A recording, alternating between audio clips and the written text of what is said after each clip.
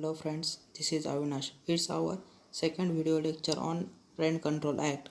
In this video, we will cover important section of chapter 2nd and chapter 3rd. Chapter 2nd deals with provision regarding fixation of standard rent and permitted increase. Section 7 subsection 14 मध्ये standard रेंटची definition दिलेली आहे. Standard rent म्हणजे it is a consideration which is given by tenant to landlord. तर standard rent हे एक प्रकारचं consideration आहे जी प्रिमायसेस वापरण्यासाठी जे कन्सिडरेशन टेनंटकडून लँडलॉर्डला दिलं जातं. तर यामध्ये आपण सेक्शन 8 पाहूया. Court may fix standard rent and permitted increase in certain cases. Section 8 नुसार कोर्टाला स्टँडर्ड रेंट आणि परमिटेड इन्क्रीज ठरविण्याचा अधिकार आहे. According to this section the application court has a power to determine the standard rent and permitted increase. तर या सेक्शननुसार ज्यावेळेस टेनंट कोर्टाला ॲप्लिकेशन करेल त्यावेळेस कोर्ट स्टँडर्ड रेंट आणि परमिटेड इन्क्रीज ठरवून देईन.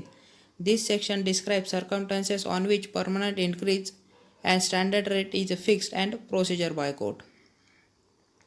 तर या सेक्शननुसार काही सर्कमस्टन्सेस सांगितलेले आहे ज्यामुळे कोर्ट स्टँडर्ड रेंट आणि परमिटेड इन्क्रीज ठरवून देईन आणि एक कोर्टाची प्रोसिजरसुद्धा सांगितलेली आहे.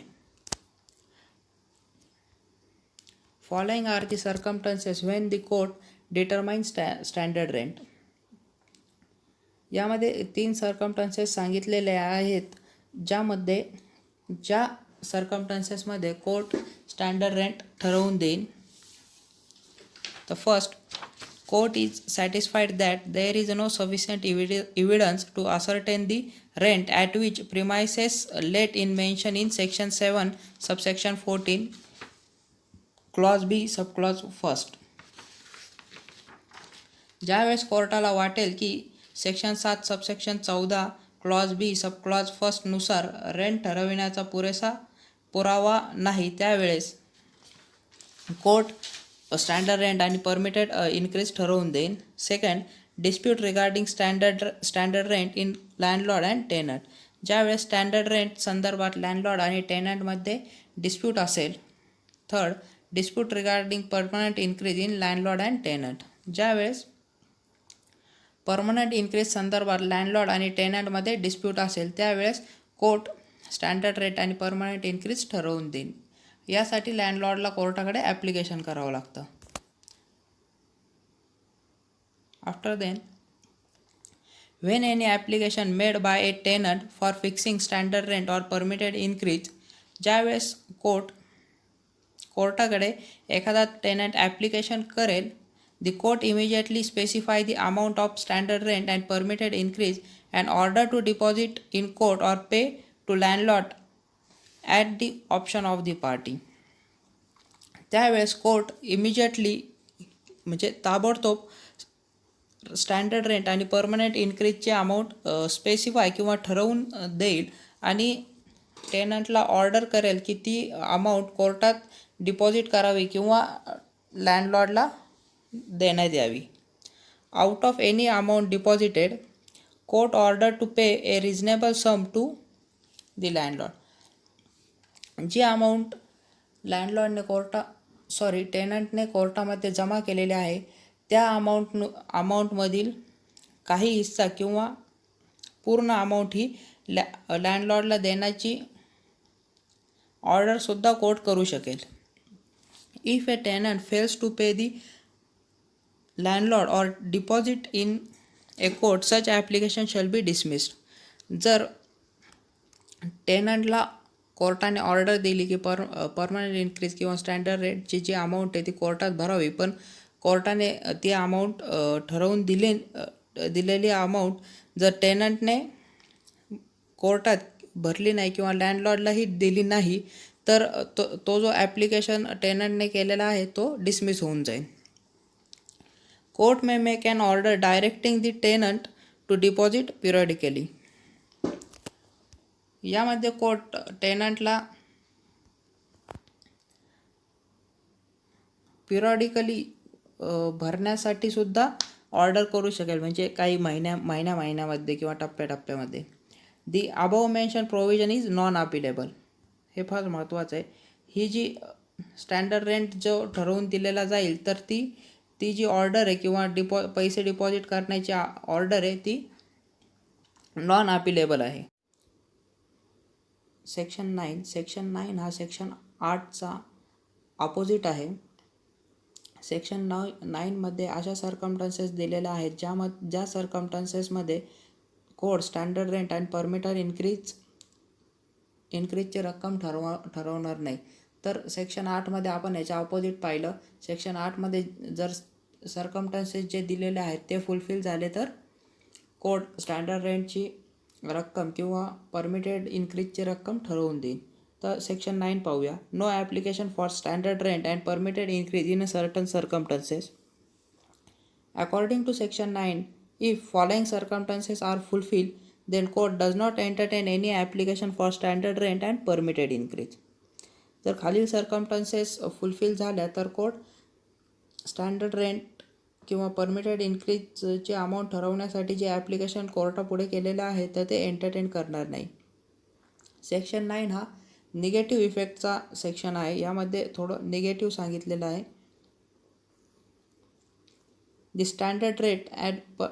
The standard rent and permitted increase have been fixed in respect of same premises.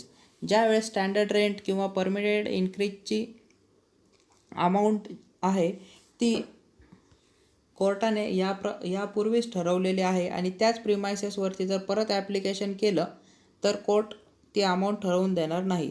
The standard rent and permitted increase is fixed by competent authority on merit. Standard rent आणि permitted इन्क्रीजचे amount ही competent अथॉरिटीने ठरवून दिलेली आहे. त्यावेळेस court application entertain करणार नाही.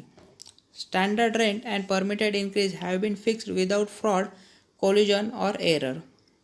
स्टँडर्ड रेंट अँड परमिटेड इन्क्रीजची अमाऊंट ठरवलेली आहे ती ठरवताना कोणताही फ्रॉड, कोलिजन किंवा एरर ऑफ फॅक्ट नाही आहे. त्यावेळेस अशी सिच्युएशन असताना कोर्ट ॲप्लिकेशन एंटरटेन करणार नाही. यानंतर determination of standard rent and permitted increase in the previous case there are no change in structure of premises, amenities in respect of permanent increase and other factor. Standard rent and permitted इन्क्रीजचे amount ठरविताना यापूर्वी जे application केलेलं होतं त्या ॲप्लिकेशनमध्ये structure of premises, amenities and in respect of permanent increase and other फॅक्टर्समध्ये जर चेंज झालेला नसेल तर कोर्ट एंटरटेन करणार नाही.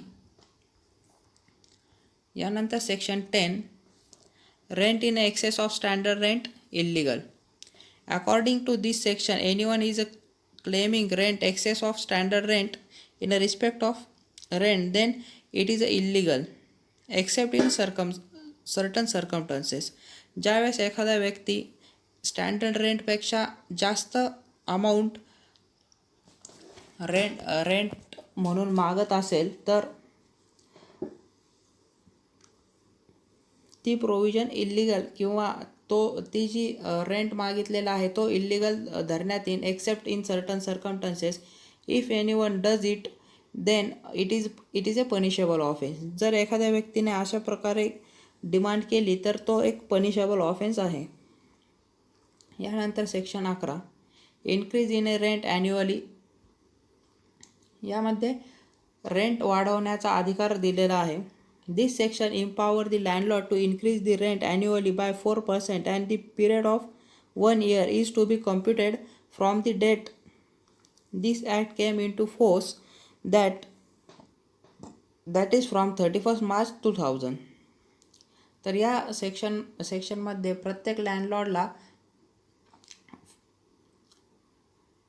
ज्यावेळेस इयर संपेन त्याच्यानंतर 4% इन्क्रीज करण्याचा अधिकार दिलेला आहे. हे वर्ष 31 मार्च 2000 पासून पुढे चालू होईल किंवा ज्यावेळेस हा कायदा अस्तित्वात आला त्यानंतर हा 4% अमाऊंट भरण्याची प्रोव्हिजन लागू होती. So from every 1 April of each succeeding year the landlord can increase the rent by 4%. तर प्रत्येक एप्रिलच्या फर्स्ट दिवसापासून किंवा पहिल्या दिवसापासून लँडलॉर्ड हा 4% amount. Section 12 increase in rent on account of payment of rates etcetera. ज्यावेळेस लँडलॉर्डला काही रेट्स पेड करायचे असतात तर यामध्ये रेट्समध्ये 7 गोष्टींचा इन्व्हॉल्वमेंट आहे. तर ते आपण पुढे पाहू. तर असे पेमेंट करायचे असतात त्यावेळेस लँडलॉर्ड हा रेंटची रक्कम इन्क्रीज करून मागू शकतो.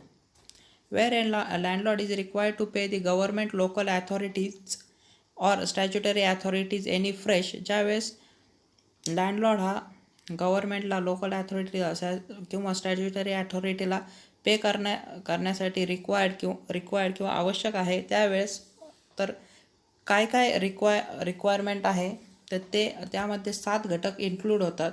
जसं की rate, cess or tax, charge, land assessment, ground rent of land, any levy on land and building, electricity and water charges, any increase in any of the aforesaid item. In that case the landlord may permitted to increase the rent. तर या सिच्युएशनमध्ये landlord हा रेंटची रक्कम वाढवू शकतो. Landlord duty to keep premises in good repair. Section 14. This section imposes upon landlord a duty to keep premises in good and tenantable repairs except in a case where there is an agreement to contrary. यामध्ये लँडलॉर्डची duty दिलेली आहे की लँडलॉर्डची duty आहे की premises good repair किंवा good कंडिशनमध्ये ठेवण्याची. Chapter 3 deal with relief against forfeiture. हा चॅप्टर टेनंटच्या फेवरमध्ये आहे. यामध्ये सेक्शन 15 पाहूया. No ejectment ordinary to be made if tenant pays or is ready and willing to pay standard rent and permitted increase. ज्यावेळेस टेनंट हा स्टँडर्ड रेंट किंवा permitted इन्क्रीजची रक्कम भरण्यासाठी तयार असतो त्यावेळेस इजेक्टमेंट होऊ शकत नाही. यामध्ये आपण 3 इम्पॉर्टंट पॉईंट काढलेले आहेत. The first point, landlord is not to entitled to recovery of possession. When a tenant is ready to pay standard rent and permitted increase and so long pay, in that situation the landlord shall not be entitled to recover the possession. ज्यावेळेस tenant standard rent किंवा permitted इन्क्रीजची amount पे करण्यास तयार असतो किंवा paid करत असतो त्यावेळेस लँडलॉर्ड हा रिकव्हरी ऑफ पोजेशनसाठी एंटायटल राहत नाही असं सेक्शन 15 मध्ये सांगितलेलं आहे. यानंतर second point, landlord is bound to give demand notice to bring suit for recovery of possession against tenant on the ground of non payment of standard rent or permitted increase. ज्यावेळेस लँडलॉर्डला recovery of पोजेशनसाठी suit file करायचा आहे ज्यामध्ये non payment of standard rent आणि permitted increase हा ground आहे,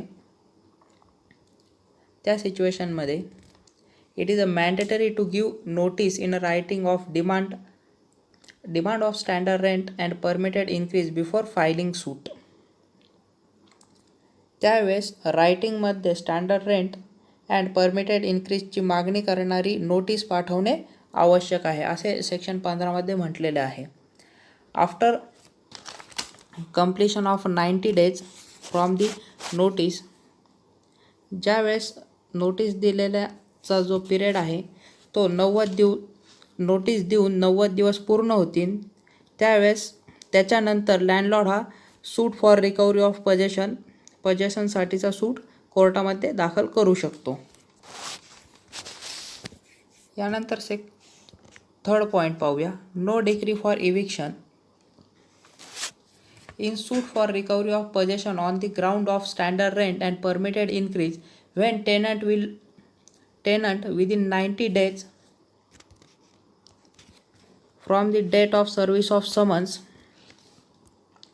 90